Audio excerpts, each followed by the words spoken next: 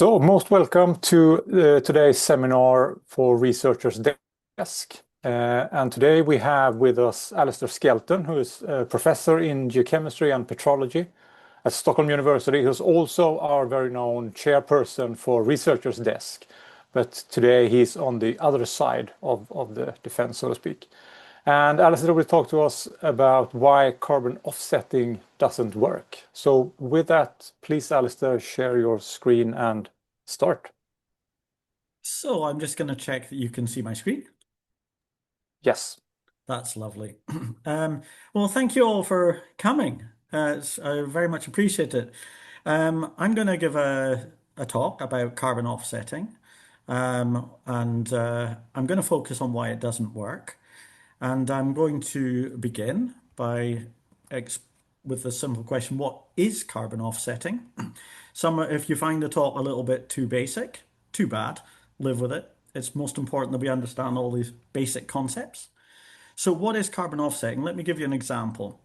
Here we've got an airplane, and when an airplane flies through the sky, it burns fossil fuels and emits carbon dioxide to the atmosphere.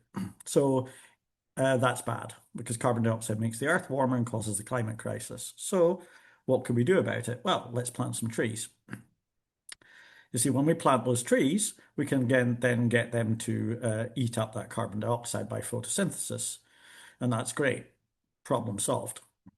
Or is it? That was a kind of the classic individual carbon offsetting example. So I decide to offset my flight. But let's take another example now. Let's look at a more sort of larger scale example. Let's think about government, and I'll just choose a random government. We'll take the government of Sweden. Here we've got the government invests in re-wetting wetlands. That's absolutely super. There we go. Positive. That's great because of course wetlands take up carbon, so that's super. But they do it rather than reducing emissions, and that we can see from Naturvårdsverket's publication today that our climate emissions have actually gone up by 7%. That's not good. That's offsetting. So we don't reduce emissions and we do something else instead. Now, so why is this a problem? So let's to understand this, we kind of need a little bit of basic science about carbon. And I'll begin with like, where does it actually come from? So where does carbon dioxide come from? Now, you're probably thinking about all sorts of things at the moment, but maybe you're thinking about beer. I mean, yeah. Well, no, it's not beer, even if the bubbles are carbon dioxide. Carbon dioxide comes from volcanoes. And it's really important we remember that. Actually, volcanoes are very, very good at putting carbon dioxide in the atmosphere. I'm a geologist, so I like thinking in very, very long timescales. And since Earth's formation, volcanoes have emitted about 2 quintillion tons of carbon dioxide to the atmosphere. 2 quintillion tons of carbon dioxide, I hear you thinking, is that a lot? Well, let's do it with zeros first. Yep, that's 18 zeros. That's kind of quite a few zeros after the 2. Let's use it in words. It's 2 million tons. That also seems like quite a big number. But the curious thing that might sound a bit fascinating is it's actually 1 million times more carbon dioxide than is actually in the atmosphere at all. So wait a minute, we've added all that carbon dioxide, but it's not there. That doesn't make any sense. Where did all that carbon dioxide go? Must have gone somewhere. It's not in the atmosphere anymore. And it's this is the answer is kind of really special. It was taken out of the atmosphere by the chemical reaction that weathers granite. That kind of sucks carbon dioxide out of the atmosphere. And that chemical reaction is granite plus carbon dioxide turns to clay plus potassium plus dissolved carbon dioxide. And that happens through weathering. Well, I mean, weathering, that's a bit of an obscure word. What is it? Let me demonstrate. I'm going to pick up a piece of rock that's been weathered. It's a piece of standard Swedish gneiss, which you build houses out of. It's really rather hard. So here we go. Look at that. Yep, it breaks, and that's because it's weathered. Weathering destroys rocks. It's a completely natural process, turns into clay, and they break. You also get a zany grin from me, but that's not, that kind comes for free. Okay, all that carbon dioxide taken away from the atmosphere by weathering, and it's then carried, dissolved in river waters, to the oceans.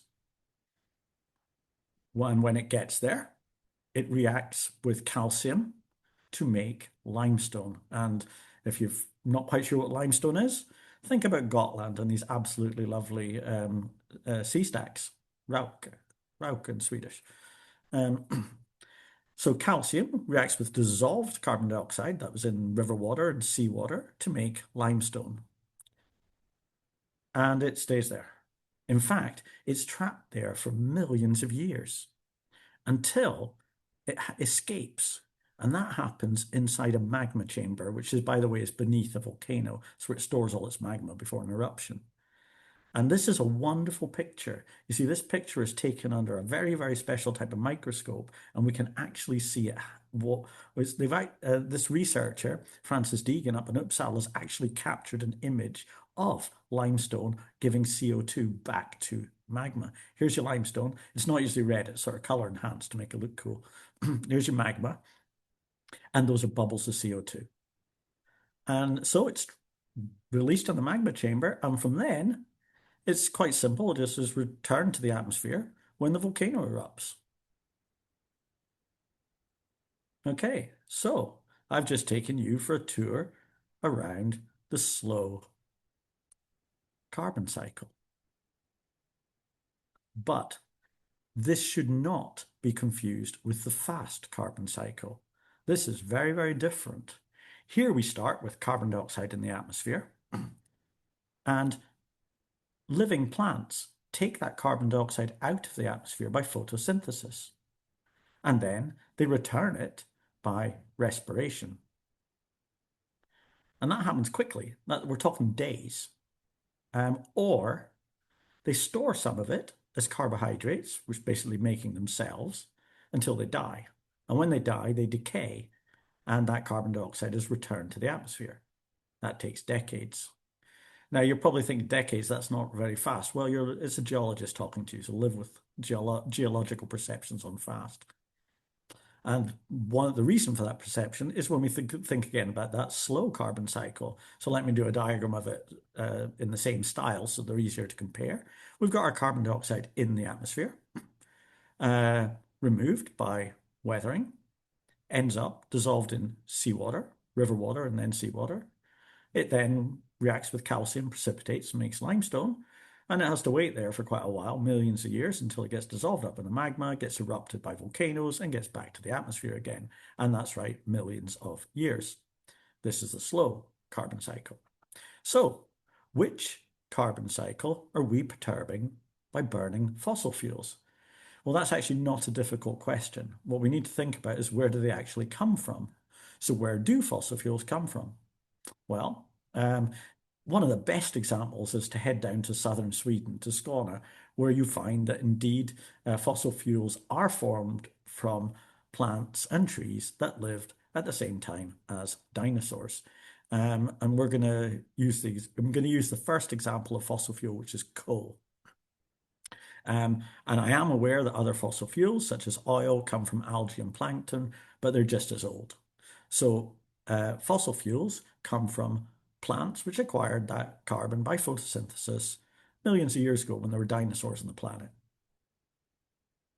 And they get trapped in these layers of rock. This is a layer of rock in southern Sweden, and these guys are actually digging it out through an incredibly dangerous process where they're kind of hacking up beneath it and the coal's falling down on them from above. There are horizontal layers of coal like this under much of northwestern part of southern Sweden, that's Skåne. And they're digging out mass of these tunnels. And yeah, the point in this picture is get into your mind, coal is a rock. That actually matters. Just like granite and limestone, coal is a rock. And indeed, all fossil fuels are rocks, or they come from rocks. So oil comes from rocks. Gas comes from rocks. Coal is a rock. And rocks belong to the slow carbon cycle. And so do fossil fuels. So let's put them in the right cycle. Let's burn them as well. And there we go. We add some more CO2 to the atmosphere. But we're doing it in decades. Remember, this was a million-year timescale. So with that in mind, with our understanding of the fast and slow carbon cycles, let's take a second look at carbon offsetting. A cute little plane here again. Let's fly it across the sky. We'll burp out some carbon dioxide. Okay, so where did that carbon dioxide come from? That carbon dioxide was added to the atmosphere from the slow carbon cycle. It was fossil fuels, rocks. Let's plant some trees. And let's absorb all that carbon dioxide by photosynthesis. Carbon dioxide was removed from the atmosphere by the fast carbon cycle. So is that a problem? Let's look a little more closely at those cycles. Let's go back to the slow carbon cycle and let's think what's happening here. So we're burning our fossil fuels. And what happens? Well, we get more CO2 in the atmosphere, of course.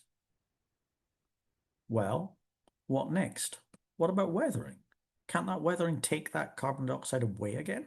I mean, that's what it's there for, isn't it? We know it takes carbon dioxide away. Weathering is far too slow to remove all of that extra carbon dioxide that we emit by burning fossil fuels.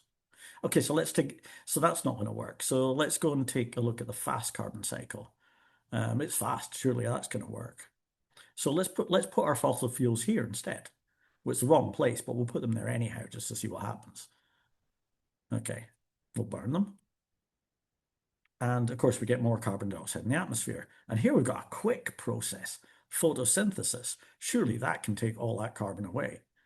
Surely all we need to do is plant more trees so that all that extra carbon dioxide can be removed by photosynthesis. Unfortunately not. Now, before I can continue, I'm going to start using some figures from numbers from the IPCC, and they're all about carbon rather than carbon dioxide. So I need to just take a slide here and give us a couple of basics about greenhouse gases. So forgive the interruption, but it's necessary. So I'm just going to talk about two greenhouse gases. I don't need to worry about the other ones. Okay, we've got this one here. This is our friend carbon dioxide. And then we've got this one here, and that's methane. So they're a little bit different molecules, carbon bonded to oxygens or bonded to hydrogens. Now, let's look at carbon dioxide. It was 0.028% of the atmosphere. It is 0.043% of the atmosphere because we've added so much to the atmosphere. And it effectively stays there for thousands of years. I say effectively because it's not the exact same molecules that stay there. It's the amount that stays the same. What about methane? Well, there's quite a lot less of it. That's an awful lot of zeros and a 7% of the atmosphere, so not so much. And it's a lot more than it now than it should be. And it stays there for around about a decade, 10 years. But it's 27 times more potent than carbon dioxide. Even though it stays a short time, it matters. Indeed, both matter. Both contain carbon, and that is why we count carbon when we're looking at carbon cycles with the IPCC rather than counting carbon dioxide or methane, because by counting carbon, we can think about them both at the same time. So that's why I'm now going to switch to carbon. So where do our carbon emissions come from? Well, land use change, cutting down forests, for example. That's 1.5 billion tons of carbon. That's per year, by the way. And then we've got this burning fossil fuels. And that'll add another 9.5 billion tons of carbon to the atmosphere. Now, that's every year, by the way. And that's us up at 11 billion tons. So that's where they come from, our own emissions. So where do our emissions end up? excuse the rather naughty drawings of the sea.